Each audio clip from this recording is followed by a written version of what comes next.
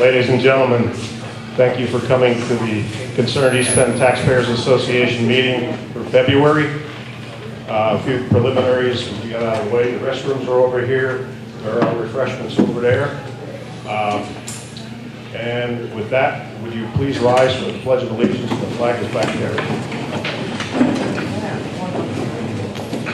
I pledge allegiance to the flag of the United States of America and to the republic for which it stands, one nation, under God, indivisible, with liberty and justice for all.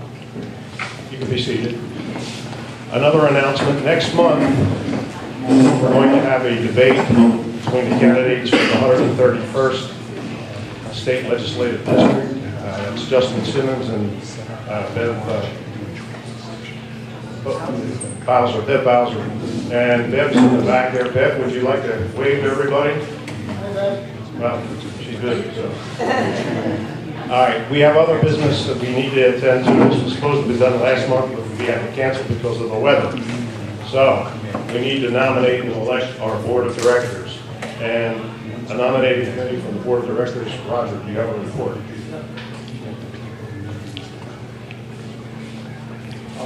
Nominating committee for the board, we only have 5 people that we have nominated. There's still 2 open that are temporary positions, which were created 2 years ago.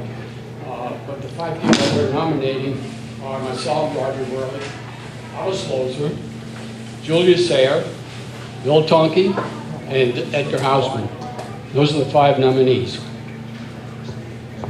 You've heard the report of the nominating committee. Again, there's 2 openings. Does anybody else want to nominate an additional person? Remember, you have to be a dues-paying member of CEPTA. Hearing none, then I'll entertain a motion to close the nominations. Make a motion to Moved by Bill Tonke, second by John Donchez. All those in favor signify by saying aye. Aye. Those opposed? Okay. That takes care of the board of directors. Oh no, we have to have a vote. All those in favor of those nominations, please signify by saying aye. Aye. Those opposed? Those 5 board members are appointed for another year. Next year will be the officers. We have 4. There's 2 vacancies. That's the 2 that's actually on the board that's vacant. Ladies and gentlemen, it's my pleasure. I've known this man for quite a few years. He's a friend of all of us. He's a CEPTA member as well. But he is a financial planner and a tax expert. Ladies and gentlemen, I'd like to introduce Rich Schuker, your guest speaker.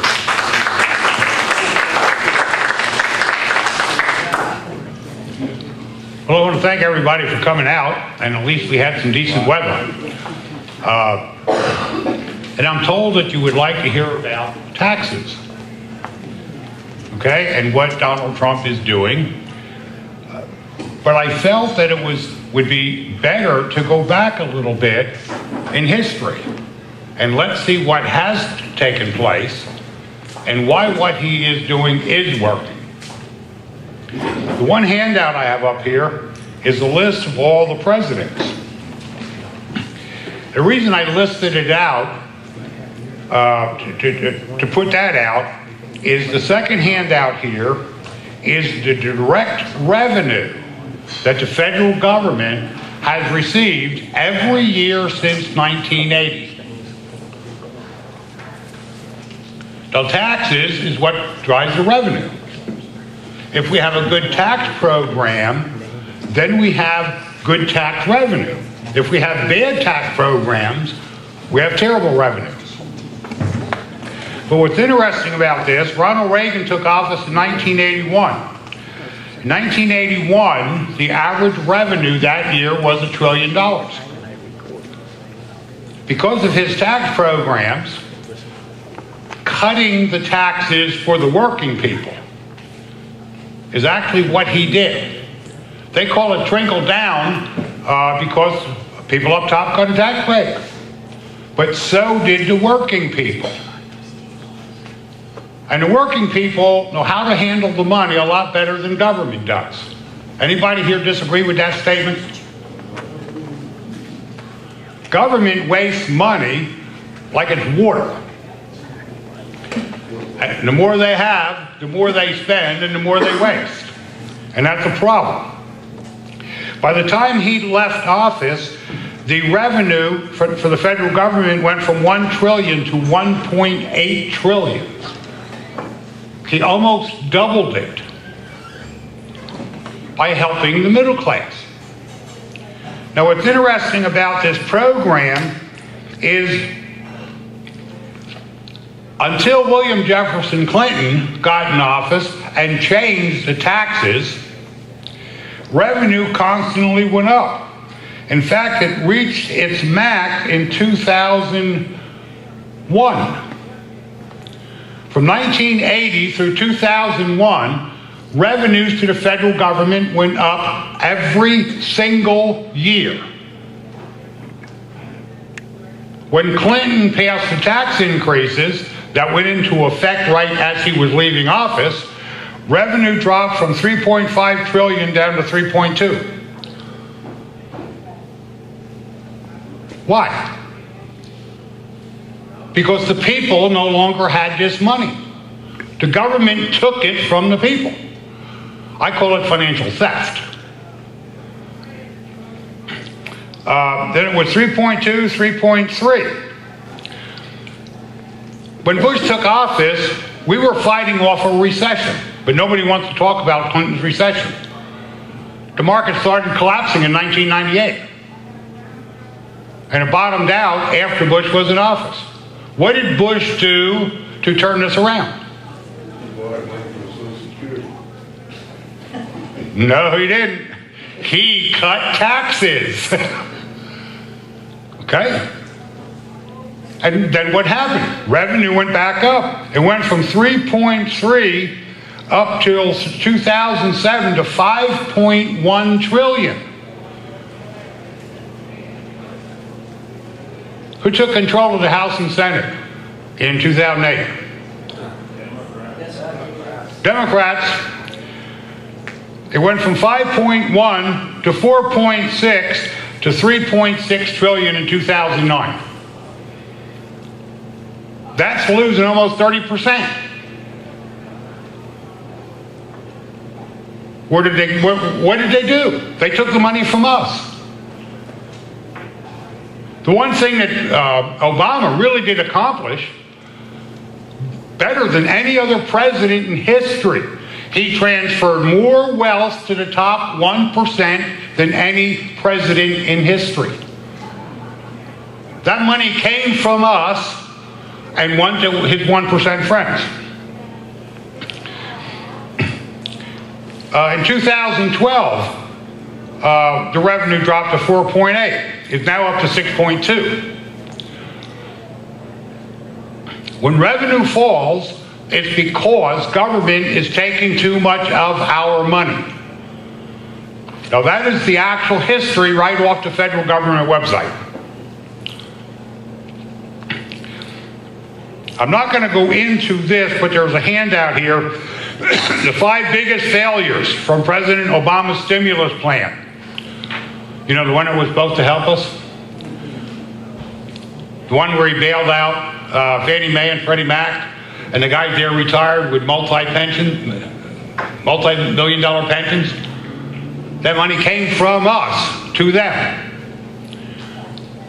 As far as I'm concerned, that's theft. Now we know what's happening in the stock market. If you look at the jobs reports, if you look at small businesses' confidence in what's going on, it's all positive. But if you listen to the left, aren't they saying, Obama did this? Isn't that what they're telling us? He also wanted to make. Well, what Obama did do is student loans are now at an all-time high. Under Obama, food stamps was at an all-time high. Federal debt was at an all-time high. Money printing was at an all-time high. Health insurance costs, all-time high. Labor participation rate at an all-time low. Housing ownership, all-time low. Median income, household income, $5,000 drop. Workers' share of the economy at an all-time low. If the press, and I call it the communist news network, if they would be telling everybody the truth about what happened under Obama, would he be a highly rated president?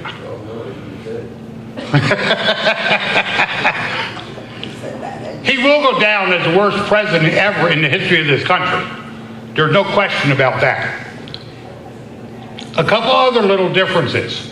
GDP growth under Reagan was 18.5% over the 8 years. GDP growth under Obama over 8 years was 6.7. That's pathetic. Household income under Reagan was up 4.3%. Under Obama, it was down 4.75. Payroll jobs under Reagan was up 11%. Under Obama, they were down 2.3%.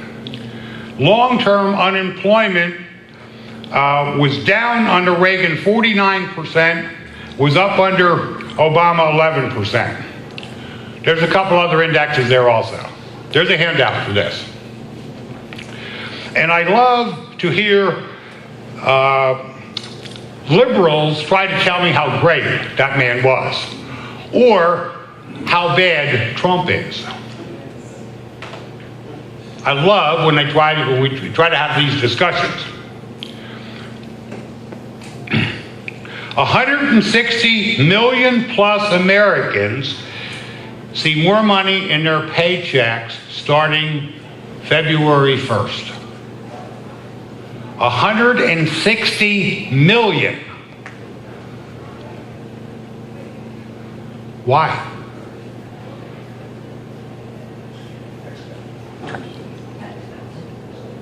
He cut the taxes for businesses. I have to laugh when I hear somebody say, well, the businesses have to pay more taxes. No. Businesses don't pay taxes. We pay them. Every expense that a business has is in the cost of the product. Who buys the product? We do.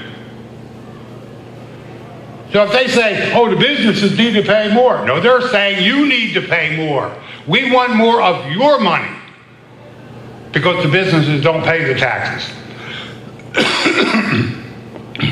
Because of the tax cut,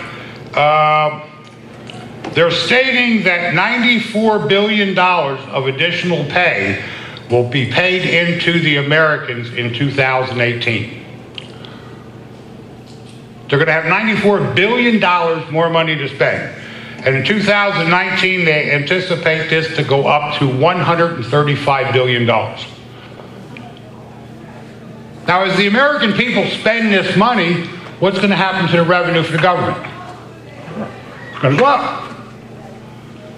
If the people have this money to spend on themselves and their family, isn't that better than the government wasting it on welfare people? Or for illegal immigrants? Or giving to the 1% friends? It's better that we have that money.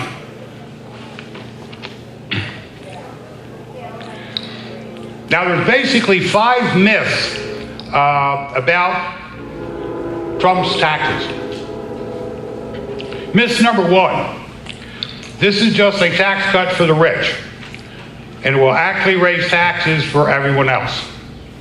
How many of you believe that? Not even close. What that is a bold-faced lie. And I'm going to go into the specifics of why that is a lie. Myth number 2, repealing the individual mandates will raise taxes on the poor. Raise insurance premiums and kill 10,000 people a year. Yeah, well, that's impossible. Individual mandate. What was that? That was a tax on the people that can't afford to buy the insurance. That was a direct assault against the low and middle income. Number 3, corporations and their rich owners will receive huge windfalls. I'm going to get into that one a little bit later. I love to discuss that one. Number 4, tax reform will be bad for seniors. Well, if you double your credit up front and you reduce the tax rate by 20%, is that going to help the senior or hurt them? The reason that they're using that myth is, guess whose taxes are going to go up? The 1%ers. Chuck Schumer says, oh, this is bad for everybody. No, it's bad for him. Because his taxes are going to go up about $15,000 a year. Nancy Pelosi's is going to go up better than $50,000 a year. Do you think they want to pay their fair share? No, they want you to pay it for them. And tax reform won't grow the economy. It'll just cause more debt. Well, let's go back to the mandate. The biggest percentage of people paying the mandate were the middle and low class income people. And it was designed to do that. The people, the 1%ers, Obama's friends, can they afford health insurance?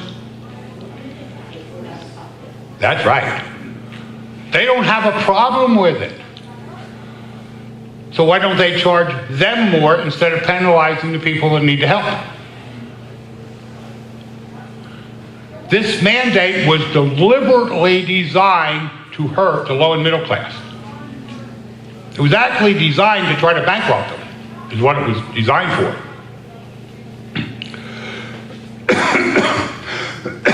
And by repealing that mandate, the middle class are going to have a lot more money, just in that sector alone, because they will not be penalized anymore. Itemized deductions. How many people in this room itemize? Majority don't. Actually, in the state of Pennsylvania, if you look at under $50,000 income, only 15% of the people itemize. That means the majority of the people under 50,000 don't. But what's interesting with that also is, if you look at 250,000 and above of income, 95% of them people itemize. Okay? So does itemization help the majority? I'm saying the majority of the low and middle income? No. Okay? Now, the states that are complaining about Trump's tax program to eliminate the deductions, give you a $10,000 maximum deduction. Okay? The states that are complaining the most are the ones that pay the most in taxes. Connecticut, 44% of their people itemize. Are they going to get hurt? Yep. DC, 42%. Maryland, 50%. Well, down in Maryland, we have all them wackos around DC. Yeah. So that's part of it. Massachusetts is 41%. New Jersey is 45%. The average income in Pennsylvania is $38,849. That's not a lot of money. Now, if you're a married couple making $38,800 and your deduction goes from $12,000 to $24,000, does that help you? Okay? So that means on $14,000 you owe taxes. So instead of paying a 15% rate, on the first $9,000 you pay a 10% rate. Is that better than paying 15? On the second $6,000, instead of paying a 15% rate, you pay a 12% rate. Are you better off? The answer in every sector of this is yes. Do you hear these numbers from the liberals? Let's look at some specifics on his tax program. Lowers individual tax rates. It goes 0, 10, 12, 22, 24, 32, 35 and 37 I don't care about. They already make too much money. Okay? Them are the ones that should be sharing their wealth. You know, like Hollywood. People like that. The standard increase in the standard deduction goes from $6,500 for a single person up to $12,700. He increased the deduction 100%. Okay? On the married couple, it goes from $12,000 to $24,000. So that means the first $24,000, there's no taxes paid, period. That's a lot better than what we had with Obama. You can deduct up to $10,000 for property taxes, local sales taxes, and stuff like that, but you cannot deduct over 10. In Pennsylvania, how many people do you think pay $10,000 in, say, real estate and property taxes, pay over 10? What percentage do you think is there? Was that? Yes. So this benefits 85% of the people in Pennsylvania. Any of you hear of the Pennsylvania Budget Policy Priority Office over in Harrisburg? Okay. It's ran by a gentleman by the name of Mark Steyer. And I believe the only math he knows is Common Core. Okay? Now what he is saying is, and this is what he's telling all the legislators, these numbers don't work this way. He did a big write-up and he defended the 1%ers in the state. They shouldn't be penalized.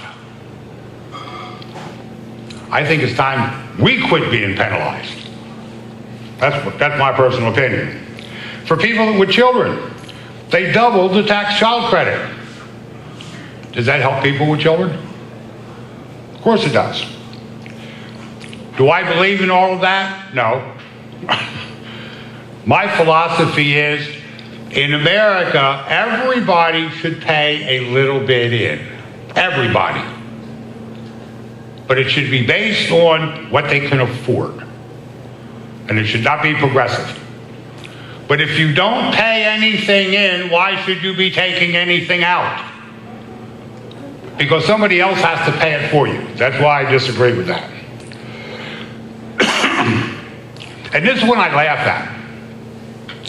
They reduced the mortgage interest down to $750,000 a year.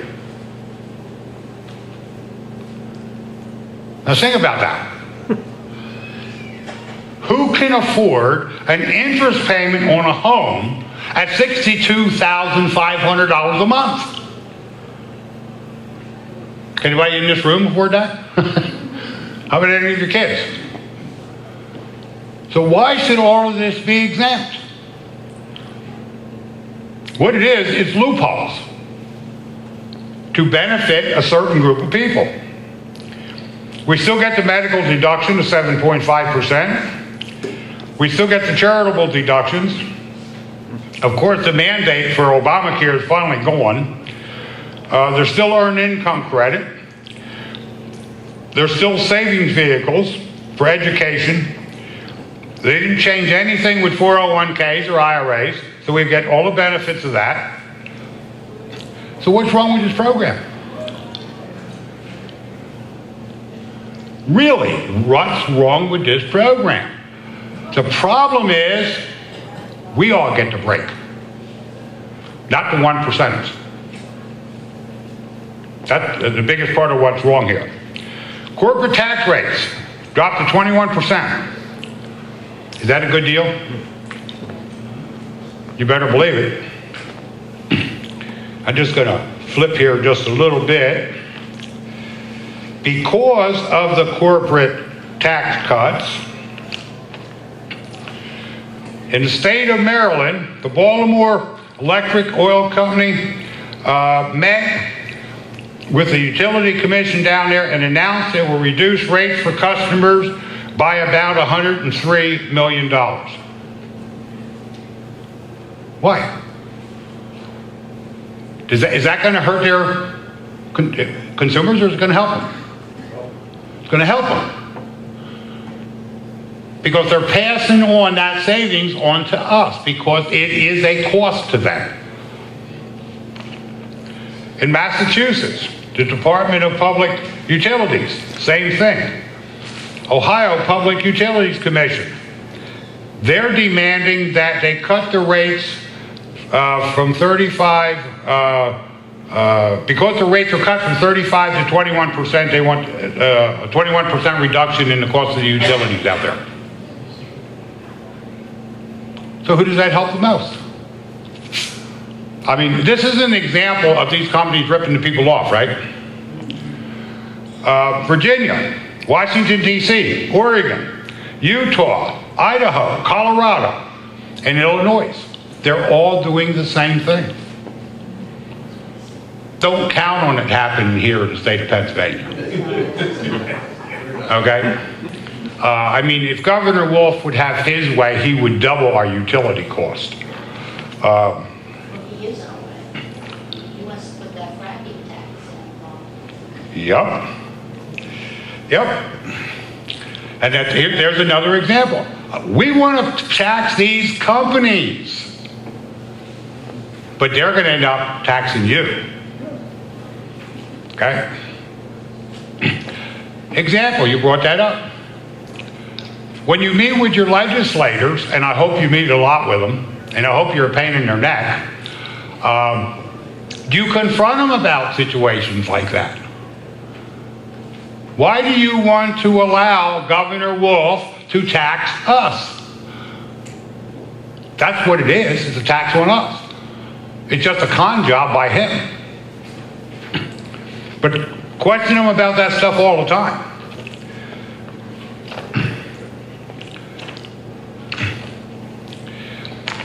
There's actually a handout up here about the actual tax rates. I'm not going to break them down. But as an example, a 10% tax rate on the first 0 to 19,000. 19,000 to 77,000, there's a 12% tax rate. Under the old program, 0 to 9,000 was at 9, and then it jumped to 15. And if you were lucky enough to make over 77,000, it is now 22 instead of 25. Now, if you look at that difference, going from 12% or 15% down to 12. Mathematically, how much does that actually reduce your taxes on the sections that's taxable to you? Anybody have a calculator? Anybody can do the math real quick? It's a 20% reduction. Your actual taxes drop 20%. And that's a large number. Now I have to laugh because all these snowflakes, I'll use that terminology, that stayed with the wealthy is going to get all the breaks. Well, if you go from 39 to 37, if you take 2 and divide 39 into it, what is the actual percentage of drop? 2%? So what's better, 2 or 20? Who gets the biggest break? If you just look at that sector. But when you look at the deductions that are being taken away from the 1%ers, they end up paying a lot more. That's actually what happens there.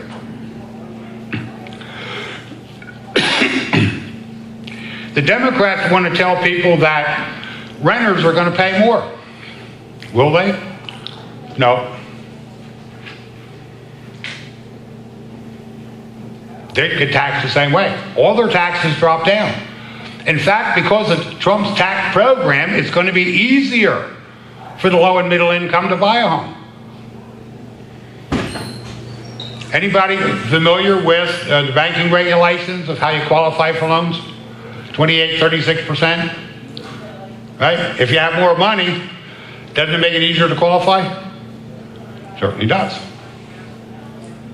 And that's actually one of the things that's happening. Because of Trump's tax cuts, the home ownership now is spiking up instead of down. I already touched on this. I wanted to make sure I made a note of this. Schumer's estimated tax increase will be $15,000 a year more. Anybody want to give them a crying towel? Okay? Actually, I'd like to see Schumer's taxes go up about $150,000 a year. For everything that he's kind of taken away from us. When Trump was first elected, do you remember what everybody was saying? What was going to happen to the economy, the market, and all that kind of stuff? Market was going to crash. Okay? Everything was going to fall apart. Did it?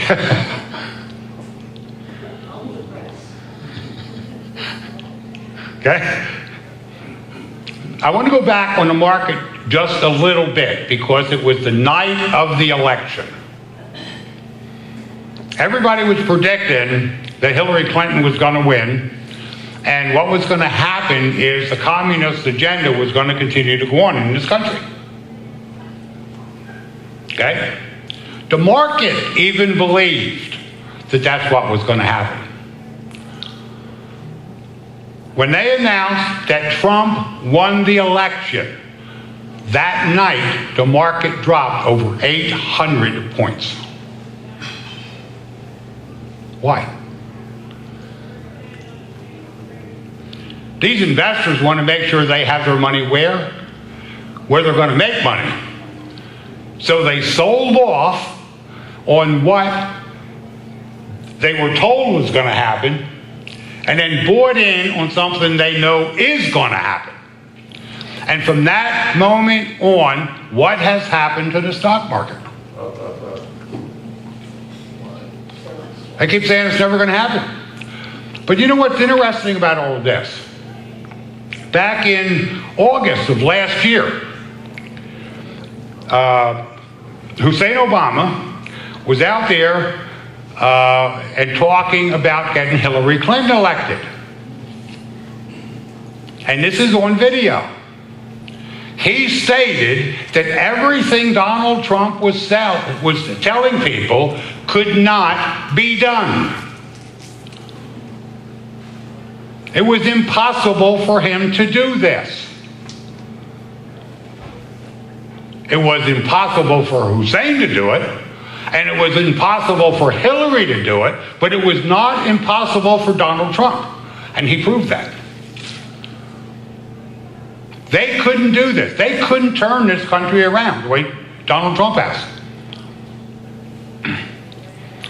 Now, do I like sometimes how Donald Trump will say something? No. Do I care how he says it? No. What I want to see is America win and the middle class and the retired taken care of, and our military taken care of. And that's what he's doing. And I'm glad he is not politically incorrect. I'm glad he's politically incorrect. I guess that would be the best way to say it. But they made all kinds of jokes about Donald Trump the night of the election. And what he has done is just absolutely proved everybody wrong.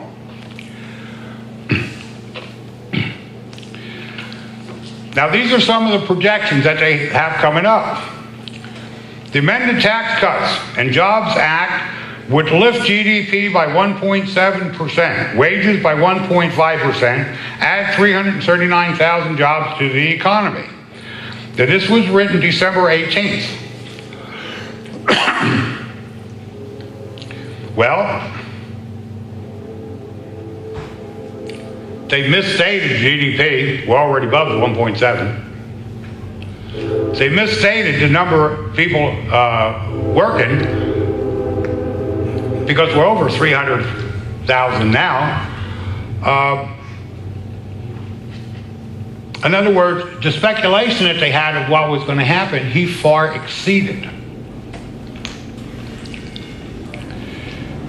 154,345,000 is the record number of Americans employed.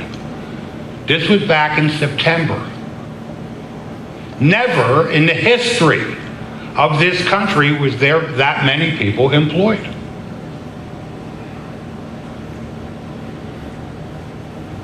Why? Why couldn't Obama do that?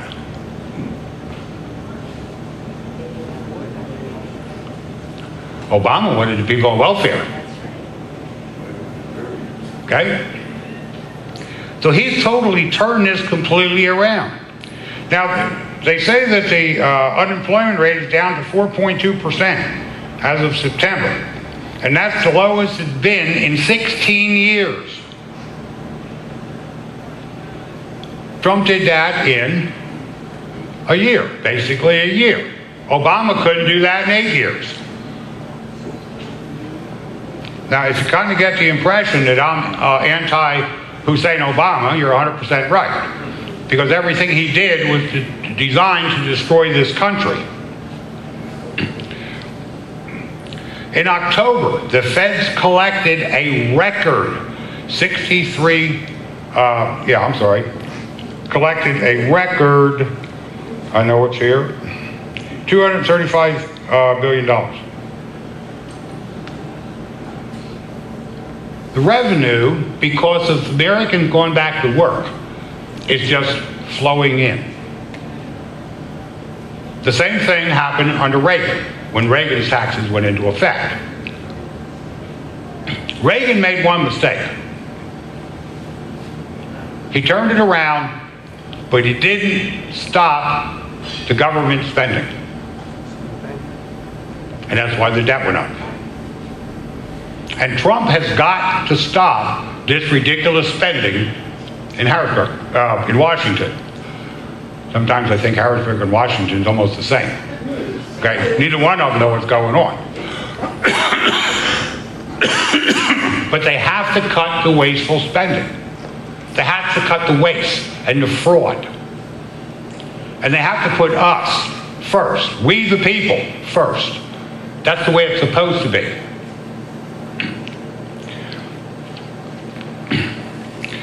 So far, this was as of February 19th, 367 companies announced tax reform bonuses, raises, and 401k hikes. 367 companies. And this changes on a daily basis. 3.8 million workers got raises, are receiving more money. So to me, does that help who the government is supposed to be helping? The answer is yes. They're supposed to be helping us, not themselves. The people that are really upset with everything that's going on here is actually the wealthy, the affluent. Because they're the ones that are paying more under this tax program. They took a lot of the loopholes out. And that's about time. California, how can I best say this? California likes the exemption because of how they tax their people. We cut that exemption out. That is a loophole, okay? So actually what happens with cutting that loophole out is, and the top tax rate for the federal government is 37%, okay? The top tax rate in California is 13%. Okay? Now, would you rather pay a 13% tax on your money or a 39% tax? What Trump has done is taken a lot of them loopholes away from California and New York and changed the tax rate using California as an example, losing the 13% tax rate. Now they have to pay 39% because it's now taxed federally. That's where a lot of this extra money is going to come from. And that's going to be a major, major difference. In New York, they are so upset with this. They're not quite as bad as California. You don't have a frown on your face, Otto. I'm not quite following. Okay. Well, federal, if you look at the federal, if they can deduct, say, $200,000 from their federal taxes, okay, then you don't have to pay taxes on the $200,000. They only have to pay the taxes in their state at 13%. If you take away the loophole, now that $200,000 is now taxed at the federal level at 39%. Okay? Gotcha. And that's what he did. He took away the loophole. Okay? Yep. I apologize. This is a lot to throw out. I know that. But California is 13, and New York is actually, I think it's around 12. I know it's on here. Around 12%. But the average for Manhattan, the average SALT deduction in Manhattan is $60,000 a year. So that's going to go from a $60,000 deduction for them people there down to 10. So that $50,000 they're going to have to pay federal taxes on, which they are not doing now. Okay? Comment on that, Rich? Just a follow-up, that basically, we, the taxpayers, were subsidizing the high tax states. You're right. Right. The red states was subsidizing the blue states because of this. And actually what Trump has done is leveled the playing field for everybody. So therefore the blue states are going to end up paying more.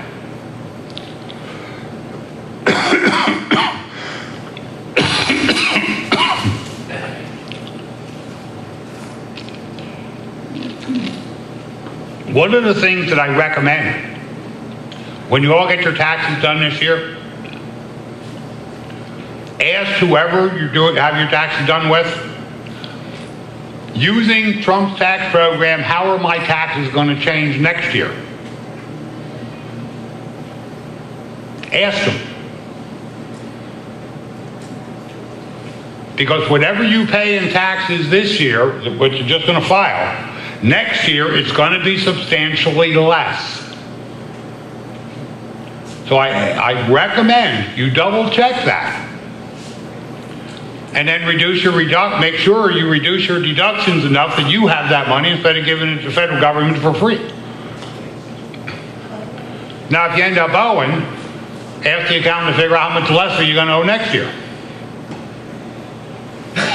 work the tax program for your benefit, not for theirs. Have any questions about what I know I went over a lot in a short period of time, but any questions about the tax program, any situation you have? I do recommend get copies of this and take it with you. And if you like to aggravate liberals, take an extra copy and give it to them. If you have a question, please raise your hand and I'll give you the mic. Anyone with a question? Oh, there's got to be some questions here. What about the middle-aged family with lots of kids? We're recording it. My question is, what about the middle-income family with lots of kids? Okay, that's a good question. Let's do it two ways. Let's do it with no kids, okay? And then we'll do it with kids. Now, if you do it without kids, and pick an income. What income do you want to kind of target? 50 to 75,000. Okay? Under the old program, and this is under Obama's program, on the first $9,500, they would now be paying 10% on the first $9,500. On the up to $38,000, they would be paying 15%. Okay? So going up to, say, $75,000, they would be paying 25% on that amount of money. Okay? Now, under the new program, on the first $19,000, it's 10%. Okay? So that doubled that portion. From 19,000 to 77,000, it drops down to 12%. Okay? So they would never hit the 25% tax rate under the new program. So that's a win-win situation for them. Okay? So it's a win-win-win period. Now, let's take the children. If they doubled the exemption for the children, it just made it twice as beneficial as what they had before. Yes. Plus, you get more deductions up front. They doubled the standard deduction. If they're married, it goes from 12 to 24,000. So, actually, in that $75,000 scenario, they won't be paying more than 12% under Trump's program because of the deductions, but they would be paying up to 25% on some of that money under Obama's. Does that answer your question? Okay. Anyone else? Yes. We'll get Barbara and I'll come back to you. Can anybody hear this? Oh, okay.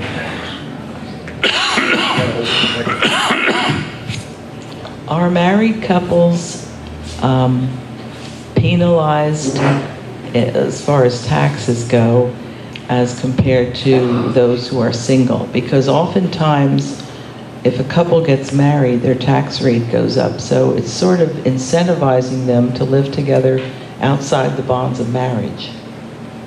Well, actually, this balances it out more. Okay? As an example, if you're a single filer, zero, you pay exactly the same tax rate, okay? On $0 to $9,000 is 10%, okay? If you're married, you get the 10% tax rate times 2 because there's 2 of you, okay? So if you're single for that individual, your tax rate is exactly the same as a married person would be filing as an individual. In other words, they're not really gouging them the way they used to. Okay? And then, of course, the standard deductions, everybody, there's no, you get the standard deduction if, or if. No. This is a standard deduction. Everybody can take them. They're not discriminating against anybody. Okay? Rich, two questions. One is, can you tell me how this affects younger people, single, living by themselves? The tax. The tax rates, their tax rates will go down. Okay? Because the deduction is doubled. Right. Okay? The standard deduction is doubled. Right. And they balance the tax rates. In other words, if you look at the way Obama had it set up, and the federal government has had it set it up for years, they penalized. Okay? This balanced a lot of that out to make it more fair and more just. Okay. Second question is, you gave some examples in terms of with the seniors. Is there anything else as far as deductions that have been given to seniors, okay? Or does the playing field still stay the same, okay? If you understand what I mean. Now, one more time. Well, the question is there anything else as a senior do I have to look forward to under this tax that you haven't mentioned that will kick in at another time? Well, the tax rates are set in for a couple years. Okay. Okay? And the left wants to say, well, this isn't permanent. Okay? Well, I want to go back to Reagan. When Reagan passed the taxes, was it permanent? Yes. Until the government changed the regulations. It only Okay. changes when the legislation changes. And that's what they did. Now, what they also did, to not state this was permanent, they got more votes to get it done. So will this have to be dealt with down the road? Again, the answer is yes. But you can count on that on almost anything that they pass. So yes, it's going to have to be dealt with again. Anyone else? I'm sure you have a question about your taxes. This is the man to ask. Come on. Anybody? All right, Rich, thank you very much. Let's have a big Did you have a question? Oh, we have a question here? Well, I was just going to say, I read in the tax form the other day that people over 65 get the 24 deduction if they're married, and they also get a little bit more, like 26,800 or something like that. Did you know about that? Yeah, there's some exemptions If they're there. over 65. Yep, for over 65. So it is a little bit more than 24. Yes, yes. The one thing, you brought up another thought, and something that I wanted to mention and I didn't, and this has to do with the mandate.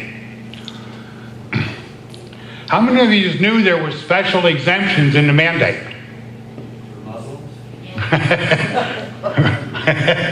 Well,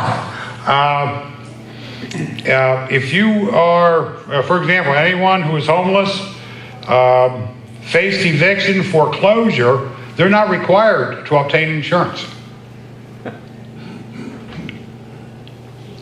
under the mandate. So they put a lot of exemptions in there that we were never told about.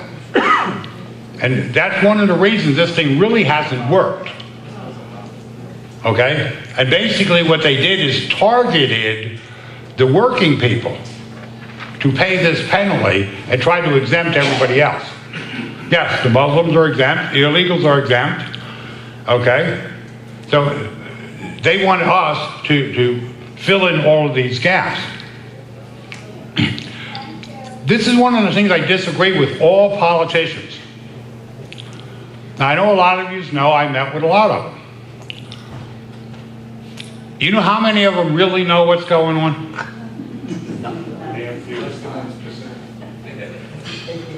And I don't care what subject you go and talk to them about. You know, I follow this pension issue in the state like I'm wearing a glove. Okay? And I'm constantly after them about this. And when I point out that somebody like the SCRS sends a statement out to their members stating we made all of this money, and then you look at the annual report and they lost all of this money, which one is true? Okay? They don't know. Oh, I have to check into this. Why didn't you check into it before? Okay? But I don't care what subject it is you talk to them about, they don't have a clue. Now, my opinion when it comes to this subject is this. If we want to clean out Harrisburg or we want to clean out Washington, what we have to do is clean out the leaders in both parties. They both have to go.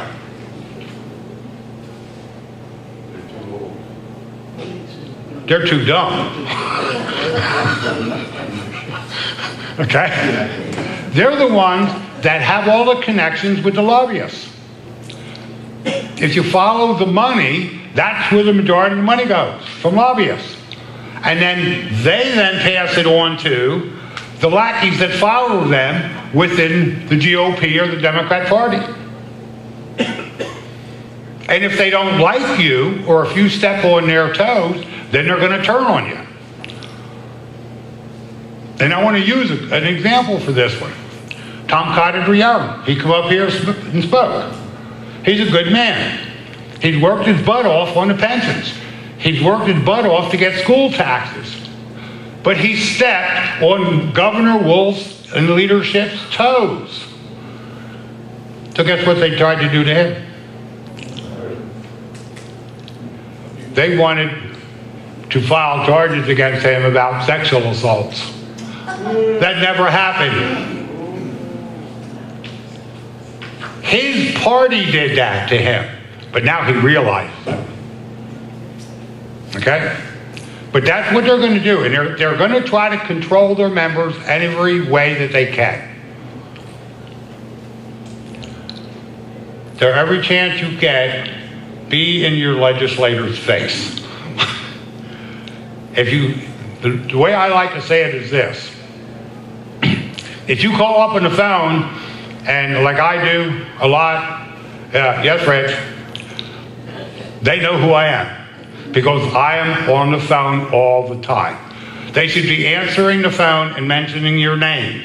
Then you have their attention. Okay? And if they disagree with you, ask them to prove it.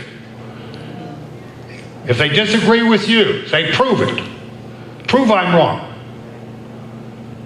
Or I will prove you're wrong. And that's what we need to do. To straighten all this out. I'm sorry I got off track there, but... Oh, I see some hands here. Edgar, ladies first.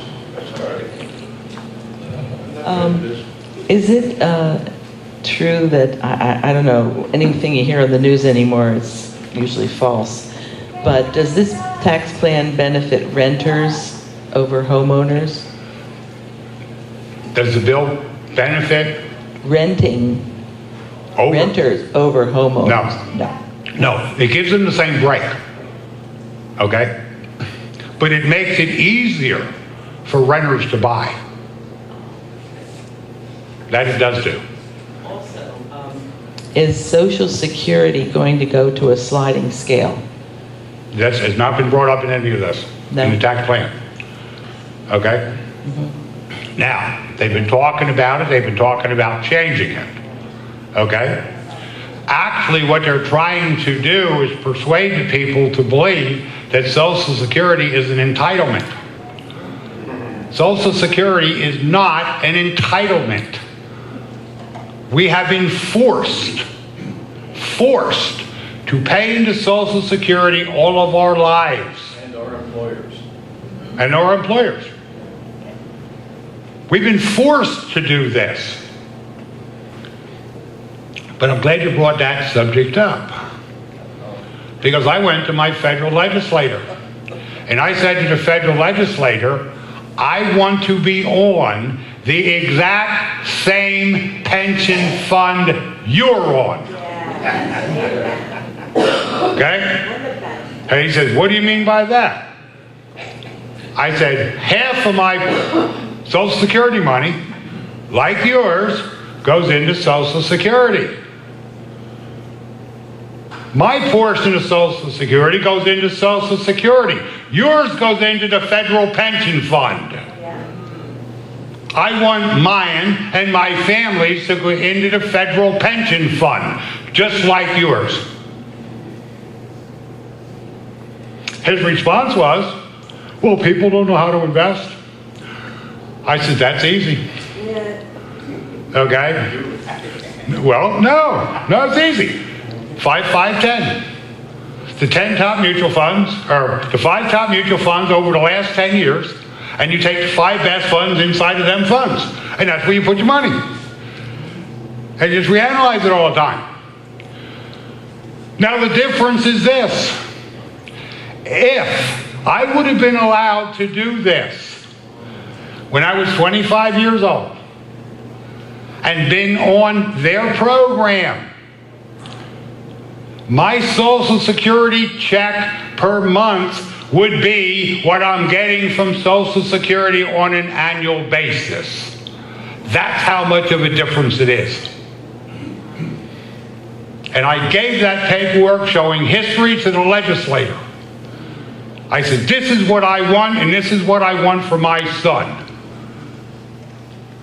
Now, if he can't have it, why do you feel you're so much better than he is?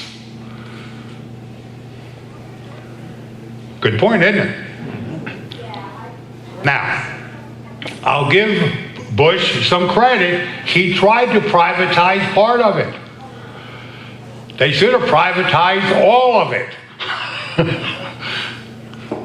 Because if they privatized all of it, it would be in your name, not the government's name. You know, when my dad passed away, guess what happened to the Social Security check? It went away. It just disappeared. It didn't matter that he paid in 65 years or 60 years, whatever it was. When one of the parents dies, so does the check. And that's money that they put in all of their lives that should stay with the family, not be stolen by government. Sorry I got off on that one. That one aggravates me. Great. There was one other question. I hear a lot of these companies are giving these little perks to their employees, such as wellness programs, gyms in the company, promoting healthy prevention, you know, and also even massage therapy. Is that because they're getting all these benefits from the tax plan, or is this also something that they're doing to get a kickback from the government? What are you talking about, these companies that are doing this? Yeah, I heard it. They're, you know, one's putting in gyms in their building, and the other's giving massages to their therapists, to their employees, and, you know, encouraging healthy lifestyles. And by them doing that, are they getting kickbacks from the government for doing that? No, not so much from the government. Basically, with a lot of these type of programs like this, there's people that work at that particular company that have connections to these organizations. Okay? So they hire these companies in to do this, and then there is a kickback, but it's normally on a local level. Okay? Now, I want to use this as an example because this has to do with the pensions. Okay? Because most of the pension companies use investment bankers, do they have to pay them? The answer is yes. Investment bankers charge a fee. Okay? So the more money that they get and the more favors that they get, say from Harrisburg, That's where a lot of the campaign money goes back and forth. Okay? Now, if these pension funds would eliminate the investment bankers and put 100% of the money down here with Vanguard, what would Vanguard charge them? They would charge the fees to administer the accounts like everybody else pays. No additional fees, no commissions, no trail commissions, nothing. And also in that particular situation, the state or the pension fund could fire Vanguard like that. And they would not lose one penny because there's no penalties to take the money out.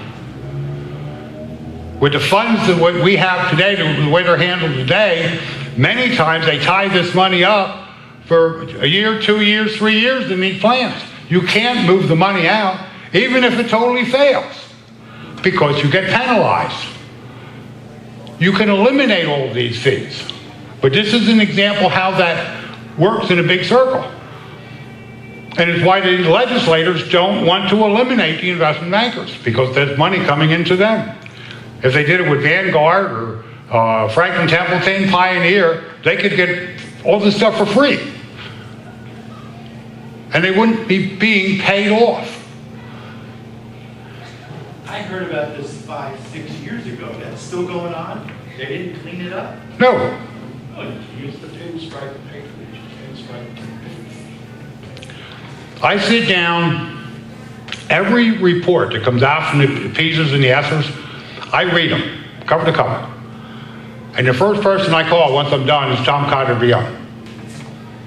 And then I sit down at his desk across from him, and we go page by page through the report, and we also go page by page of everything that they send out to the people. So he knows exactly what lies they're saying. Wow. Okay? John McGinnis is the only certified financial planner out in Harrisburg. And leadership tells him he's full of crap. He's nuts. He don't know what he's talking about. But he is the only certified financial planner out there. So yes, it is still going on. Question here. How about our guys in Harrisburg as far as their insurance? How come they're not on my insurance? How come, but why, they're not on your insurance? Yeah. On your medical?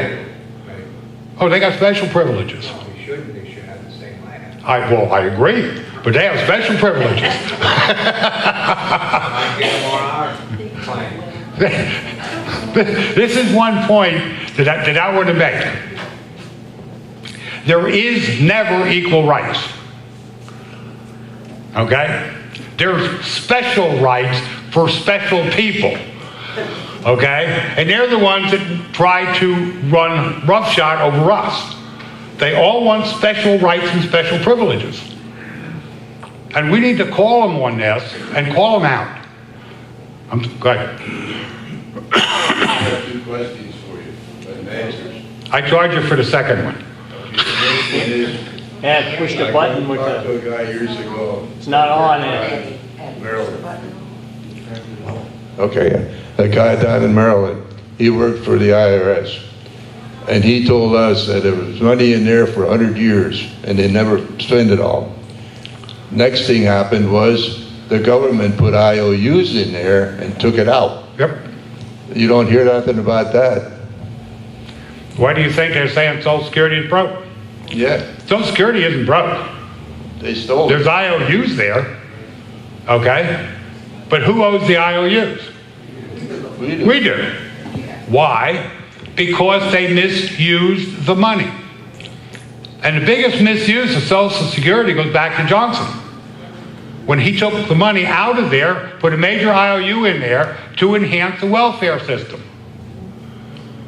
Now, what's our debt today in this country?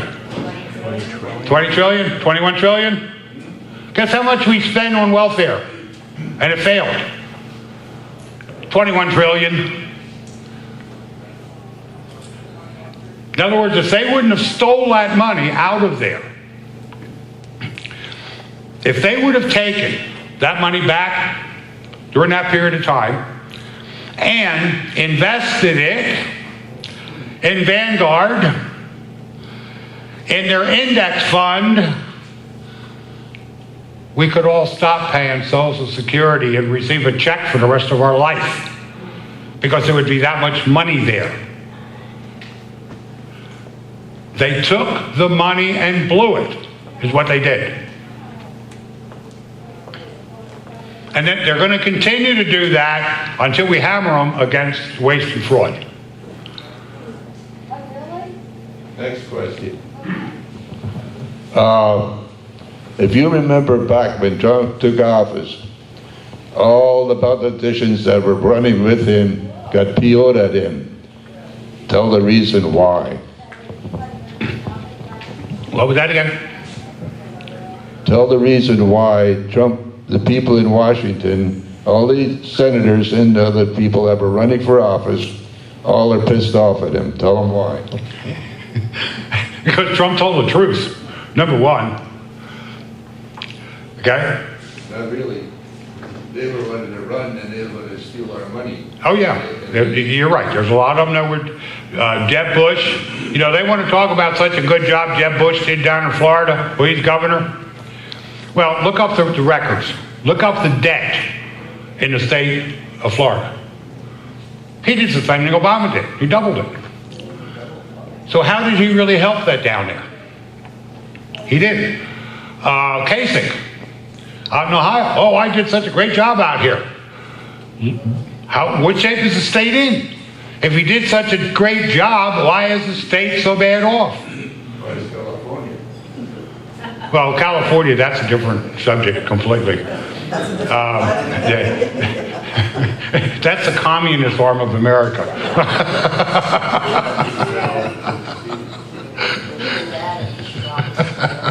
How many billions of dollars in debt? All right, anyone else with a question for Rich? Well, I see one over here.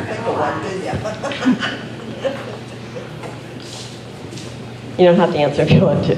Not about tax reform, but the stock market. Okay. So you hear all things, oh, it's the best thing, there's no bear market, and then some other guy said it, we've just seen the appetizer and the main meal's yet to come, so. Well, with the market, 99.9% of the time, if you listen to the stockbrokers, they are going to tell you the direct opposite of what the mutual fund companies are going to tell you. Okay?